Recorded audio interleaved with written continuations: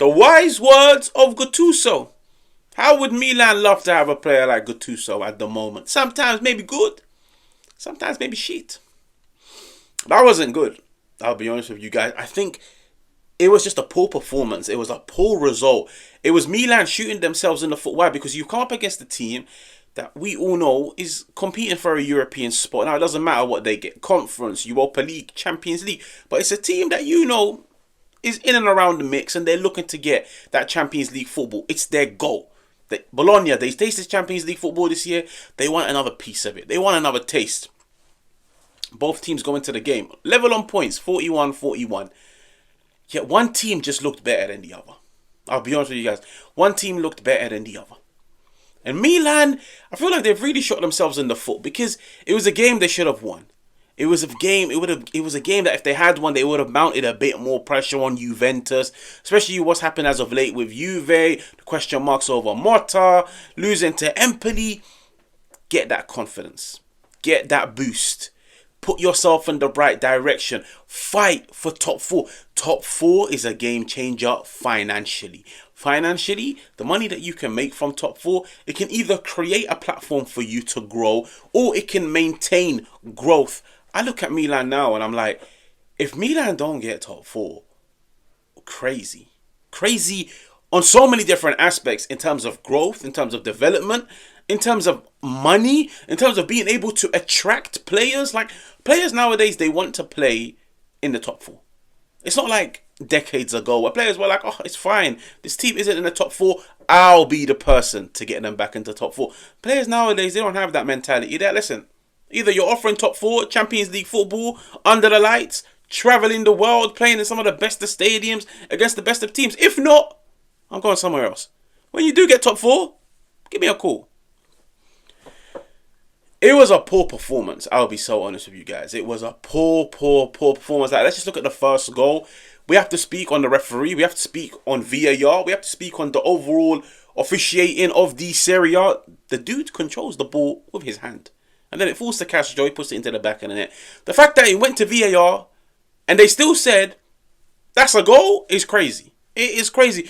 But you see me, fair enough, football, it's small margins, and sometimes these small things can decide whether or not you win and lose a game. After that goal went in, I was still looking at Milan and I was like, listen, there's still plenty of time for you to go out there and score a goal, and score another goal, and score another goal. It's a 90-minute game of football. I don't like it when teams let these little small decisions decide whether or not they can win a game or not. You've got the talent. Go out there and play. And I'll be honest with you guys.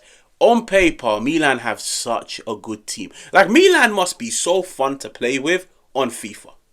I'll be real. Imagine playing FIFA or like Pro Evolution. They've got a good team. But in reality, it is not the case. It is not the case. Joao Felix, I feel like game after game, question mark after question mark. He's on loan. He looks like he wants to stay. I feel like the Milan board will be looking to make him one of their priority marquee signings of the summer. But at the moment, I don't know what the rumoured fee is, whether it's like 40, 45, 50 million. He isn't performing like a 40, 45, 50 million pound player.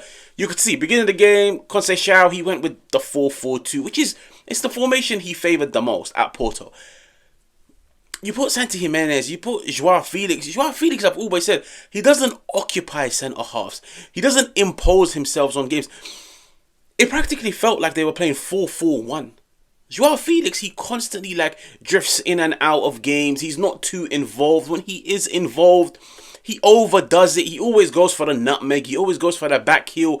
It really disrupts Milan. And I was looking at the starting 11 and I was like, listen, I understand Christian Pulisic has got like injuries, he's in and out of the mix. But if he's fit enough to be on the bench, he's fit enough to start a game of football. I don't know what's going on because I feel like people are seeming to forget. Pulisic at the beginning of the season was the guy that put Milan on his back. He was the guy that stepped up and delivered the goods week in, week out when all of the other players were drowning and struggling under Fonseca. You can make a case comfortably that he's been Milan's best player this season. For him to be, as of late, phased out of the picture in order to accommodate a Joao Felix, in order to accommodate a player like Yunus Musa, I look at Conceição and I tell myself, you've got a talented player. And this might sound crazy. I feel like Yunus Musa, he had relatively good game today. But you know where the problem is?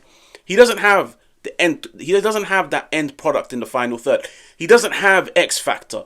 He isn't the most decisive in his ball striking, in his passing in the final third. You look at the areas that Musa received the ball today and tell yourself, imagine if Pulisic had the ball in that exact same area. I guarantee you the passes would have been better. The shots would have been better. Milan would have created more opportunities and Milan would have definitely scored more goals.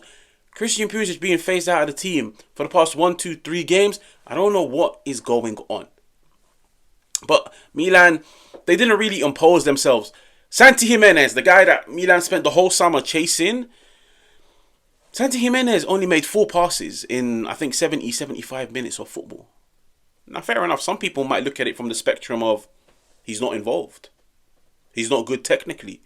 But I look at it from the spectrum of why is he not involved? Why is your striker only making 4 passes in 90 minutes? Santi Jimenez at finals showed I can be a poacher. I can be a striker that runs in behind, but I can also be a striker that drops deep, plays with his back to goal, connect play. Milan are not really playing to either of his strengths. They're not really using him as a player in behind, and they're not really using him as a player that drops deep. The problem is they struggle getting the ball to him, whether it's in the final third, whether it's in the second phase.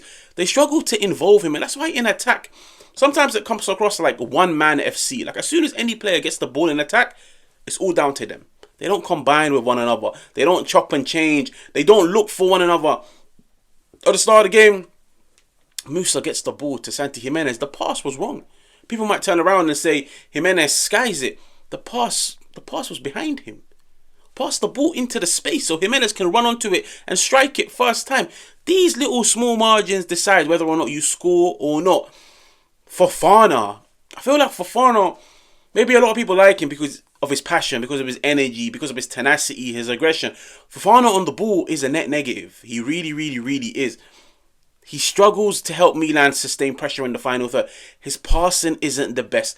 The weight, the accuracy, the timing behind his passes, it puts a lot of pressure and focus on Reinders now, because now he has to do a 2-man job in midfield. Help progress play, help sustain pressure. There's a lot wrong in this Milan team. There really, really, really is. But there are some things where I do look at Conceição and I'm like, just do this and it will help you. It might favour you in the long run. But he's a manager that signed a 6-month deal. And in the summer, it will be addressed whether or not he stays, whether or not he gets an extension. I want to know what you guys make of it. Because I feel like when he came in the Super Cup, they won the Cup, he looked like a breath of fresh air. But as of late, tactically, this Milan team hasn't improved. I'll be honest with you guys. Like, they tend to sit back in the big games. They go for the counter-attack. Fair enough. Do it in the small games. But to do it week in, week out against small, medium, top opposition, it's not good enough. This is Milan. Like, I feel like sometimes people forget. This is Milan. This is unacceptable. When you look at the game-winning goal, I look at Pavlovic, like, look, this is the ball out wide. Look, it's literally Ndoye surrounded by 3 Milan players. And I'm thinking, all of them are flat-footed. All of them are just looking at the ball. Look at the man. Look at Ndoye. Look at him moving. Look at him ready to pounce. Look at him with that anticipation. I look at Pavlovic and I feel like he's a player that's really done well as of late. But I look at him in this situation and I'm like, why are you wrestling with the player? Why are you trying to attack the player rather than attacking the ball? Attack the ball. Get to the ball first. Don't worry about Ndoye. It was just such... You know what it was? It was a cheap goal to concede. It was a lazy goal to concede. It was like schoolboy defending. One player amongst 3. And that one player gets onto the ball. It's criminal. It really, really, really, really is. But Milan at the moment, the reason why I actually worry for them in terms of securing top 4 football is because they don't look like a team that can score a surplus of goals. Why? They can't score. They can't create a surplus of opportunities. If you can't create opportunities, you're not going to score as much. They struggle to dominate and sustain pressure. That is also a problem. And I feel like defensively, they concede a lot of cheap goals. A lot of cheap goals that come from errors, that come from mistakes, that come from Manyan just being in the wrong place at the wrong time. They really shot themselves in the foot with this game, because now I'm start telling myself top 4 is over. Maybe the only way to leave a sweet taste in Milan fans at the end of the season is maybe to win the Coppa Italia. Maybe because of the fact that you get to play Inter, 2 legs, go on a final, whether it's against Bologna or Empoli. To end the season with 2 domestic cups, it's impressive. It's happy vibes. It's something that every Milan fan might look back at the end of the season and be like, cool, we didn't do well in the Champions League. We didn't do well in the Serie A. We looked out of it with 2 domestic cups. But if they do get knocked out by Inter, I am looking at this season and I'm thinking, poor recruitment at managerial level. Like, you go for the cheap option in Paulo Fonseca in the summer because you don't want to spend the money. You let him go, then you bring in the second cheapest option in Sergio Conceição. Go out and get the big manager. Go out and get the manager with the right project, the manager with the right ethos, a manager that shares a similar vision to yourself. Hiring managers on short-term contracts, what does it even say to a manager? Oh, I don't trust you. I don't trust you, so I haven't given you 3-4 years. I'm going to give you 6 months. And I'll be real, with Sergio Conceição, like, the brand of football that he played at Porto, the brand of football that he's shown at Milan at the moment, it can get results over the line, but it won't be entertaining. It won't be the most fluid. And it wouldn't really suit some of the most technical, silky players that Milan currently have. And there's a reason why when you look at Milan's attackers, they struggle to get onto the ball as much. Rafa Leao in the whole second half, how many touches did he have? Rafa Leao throughout the whole game, how many touches did he have?